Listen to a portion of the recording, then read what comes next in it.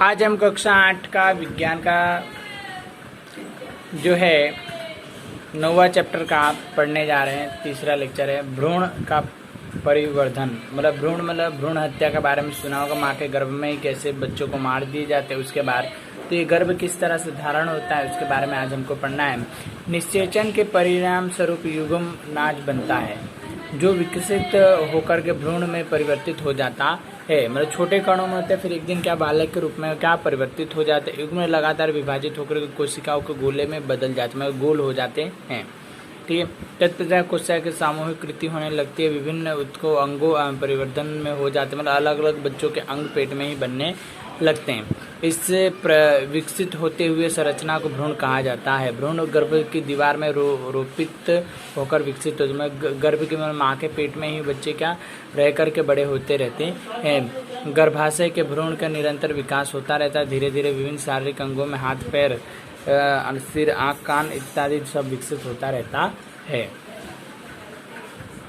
भ्रूण की वह अवस्था में जिसमें सभी शरीर के भागों की पहचान हो सके ऐसे गर्भ है। जब गर्भ का विकास पूरे हो जाता है तो माँ नवजात शिशु को जन्म देती है। मतलब पूरा गर्भ हो जाता है तभी नवजात शिशु का माँ क्या पैदा करती है। 9 महीना जब पूरा हो जाता है तो नवजात शिशु क्या पैदा होता है। मुर्गी में भी आंतरिक निषेचन होता है, परंतु क्या मनुष्य की गाय की तरह मुर्गी के बच्चों को जन्म देती है।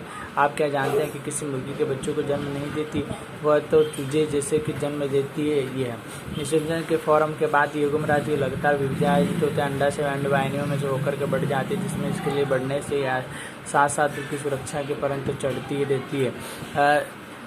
मुर्गी के अंडों में दिखने वाले कठोर कवच भी ऐसे सुरक्षित होता है। मतलब क्या होता है, मुर्गी क्या होती है कि अंडे देती है, उसकी परत चढ़ के मुर्गी के पेट में उसकी परत चढ़ के क्या युग्म राज्य की वो क्या होता है कि कठोर हो जाती है, उनके बच्चों की सुरक्षा होती है।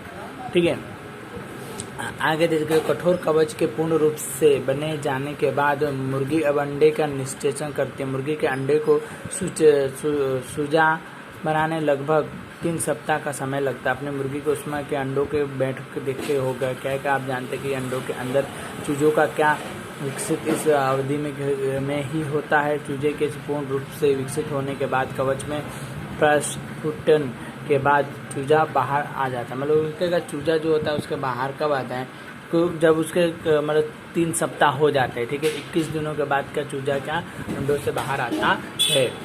भ्रूण निषेचन वाले जंतुओं में से भ्रूण का विकास मादा के शरीर के बाहर की ही होता है। भ्रूण अंडावरण के अंदर विकसित होता है। भ्रूण का विकास में पूर्ण होने के लिए अंडोज्योति वृद्धि होती है, जिसमें तालाब के अथवा झरने में मेंढक के अनेक डेटा पोल तैयार हुए होते। मतलब कि क्या उनके माता के गर्भ में ही वो तैयार हो जाते हैं, बाकी बाहर आते तो बिखर जाते हैं। जिससे मेंढक को तो एक साथ बहुत सारे हजारों बच्चों को जन्म देते हैं।